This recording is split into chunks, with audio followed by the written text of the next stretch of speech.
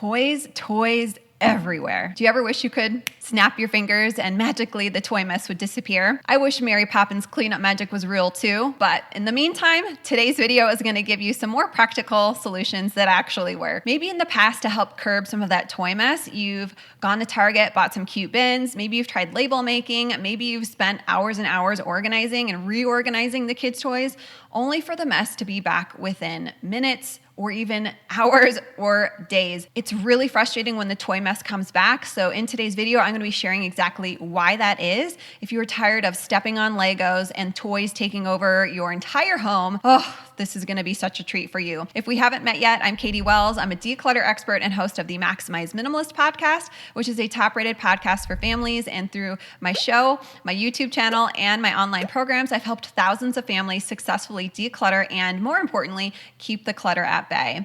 So if taming toy chaos will make your life less stressful, which it will, here's what I learned years ago that shocked me. Not only does it stress us out as parents and caregivers to have toys all over the house, but it actually can be harmful to our kids' development. The benefits of having a tidy play space and less toys goes well beyond just less stress for us. It's actually going to positively impact our kids so much. And I've seen this since I've cleaned out my kids' toys years ago in a really gentle way. I've seen all of these benefits, which I want to share with you today. Number one, having less toys is going to reduce overstimulation and overwhelm. Have you ever watched your kids go into a play space or a toy space with tons of stuff and pull something out, play with it for 30 seconds, then throw it over their shoulder and dump it, and go through what I call the pull out and dump? And they're not even effectively playing with the toys. Part of that is there is too much. They're overstimulated. They're overwhelmed. Let's not even talk about cleaning up when they're done, right? The toys are everywhere. You say it's time to clean up, and guess what? You're met with resistance. Remember, if you are overwhelmed by their amount of toys, whether it's cleanup time or time to play, then they are overwhelmed too. When they go to play in their play space, their brain has to sift through all of the information, which is all of the toys,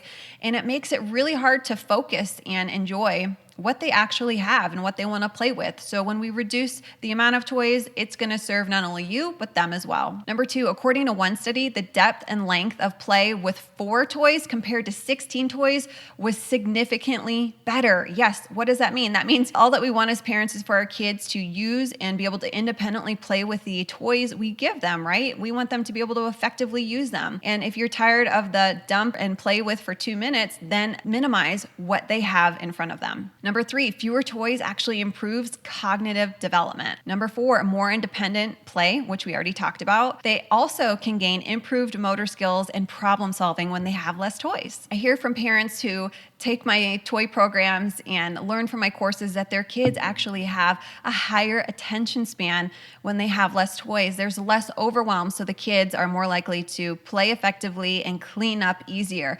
If it takes 30 seconds compared to 30 minutes to clean up, oftentimes your kids are going to do it themselves, and that battle of trying to get them to do it in the first place completely goes away. Imagine a life where you don't have to nag your kids to pick up their stuff. I promise you, it's possible. And what's really cool is if the toys that remain that you keep are open-ended and can be used in a variety of ways, that exponentially increases the amount of time of independent play your kids will be able to have with them. All right, so there are some benefits for why kids flourish in a uncluttered environment. So let's talk about, where do we begin? How do we get started? Number 1 is this: always declutter. Never organize what you should declutter. I like to break up the declutter process of this handling the toy mess into 2 different categories. Number 1, we're going to tackle the low-hanging fruit. So this is the superficial clutter, the stuff that it just needs to be decluttered. You just need to spend 5 to 15 minutes doing it. Games and toys missing essential pieces, all of that stuff, let it go. For a lot of people, that's between 10 to 30% of the toy mess to begin with. So doing that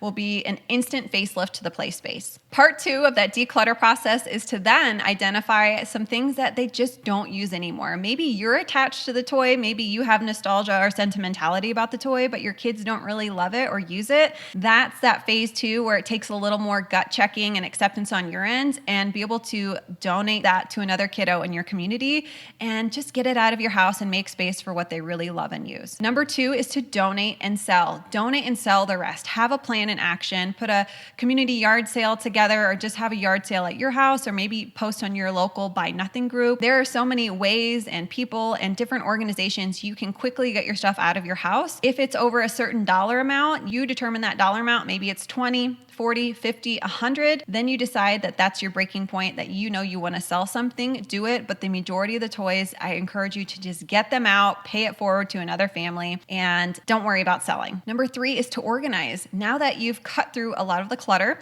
hopefully you have, it is so much easier to organize. And if you have kids that are non-readers and maybe 5 or younger, I would encourage you to put pictures on the front of your bins or however you're organizing what's left. If you have readers, maybe you could add text to that. And so it makes it easy for them to do what you want them to do. You want them to be able to take things out of that bin and be able to pick stuff out and put it back. Simple nuances like this in their play environment actually help them and empower them to be able to know how to maintain that tidy space. Other things I encourage you from an organizational perspective is having either low profile bins where they can see from a distance what is in there. So low profile trays are great, where you put the toy on top of the tray, and that's going to be a lot more effective because it's an invitation, right? If they are across the room or they walk into their play space, that's an invitation if they can see what toys are over there versus everything in an ottoman that they can't see or some type of closed bin. If you have a child that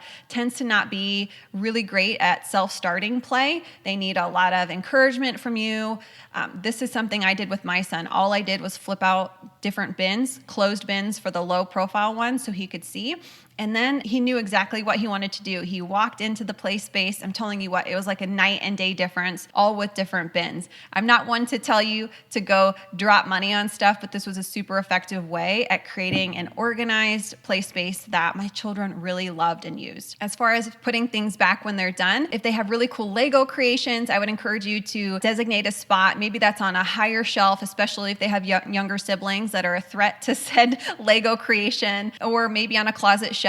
If you have things that get created, let's say a puzzle, I highly encourage you to tell your kids after they're done making that puzzle and they put it back, instead of putting it back on the shelf where the puzzle is completely done, that doesn't act as an invitation for the child to come do it on another time because it's already done. So if they break apart that puzzle, and that's just part of the fun and the play, and then put it back loose, all the pieces loose in a bin, that is a really effective way in doing that. Same with Legos. Maybe some creations they want to keep up and play with for a week or two or more at a time. Have a designated spot in your house. Maybe it's a higher shelf if they have a younger sibling that you want to keep those creations away. Maybe it's on top of their dresser or in their closet. Have that designated spot. Have a realistic boundary put in place. Maybe you can't accommodate 16 different Lego creations, but you can accommodate 4. So that keeps them cycling through, knowing what they want to break apart, and again, those Legos in the future can be used to build the same thing or something new.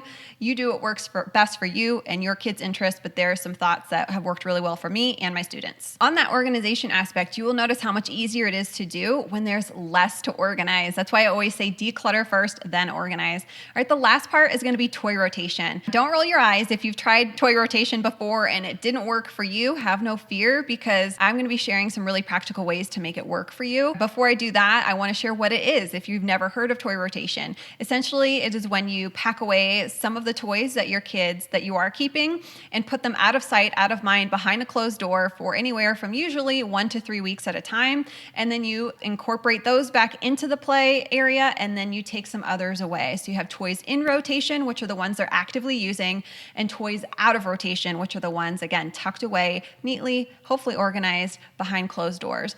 It's really cool because, again, it's a great way to simplify the toys without having to declutter them. And if you aren't sure about getting rid of a toy, if you're just hesitant, you're like, I think my kid plays with this, I'd hate to get rid of it, and then have guilt and then have them ask about it. Toy rotation is basically my way of being able to decide when something can go. If you bring back something into rotation that they haven't played with in 3 weeks or so, and it's not like Christmas morning and they're not so excited to have it, then that's a sign that that can go. Same with if you have it out for a week after you bring it back and and they just, you notice they don't play with it. They don't even lift it out of the bin. That's your cue that you can donate it, or maybe you want to sell it. One thing I do want to encourage you on here, toy rotation for a long time felt more stressful to me. It should help us be less stressed out. That's the idea behind it. But if you follow rigid rules, like if you are stuck to, okay, I'm going to rotate every Sunday, your kids might not be ready for that rotation. So you always have to go off your child's cues for when to do toy rotation, and not just do it because it's a schedule that works for you or because your best friend said it works for them, right? So pay attention to your child's cues. Are they starting to not effectively play with their toys? Are they starting to do that pull out and dump, right? All these are signs that maybe I should bring some new toys into the mix, out of rotation, bring them back in. And that usually does the trick. So after you go through the decluttering, the organizing, and the toy rotation, your kids will love their play space. And what's really cool, you will probably love your home a lot more than you do now when it's covered in toys all the time. And if you are looking for more ways to conquer that clutter in your home, make sure to click on your screen now.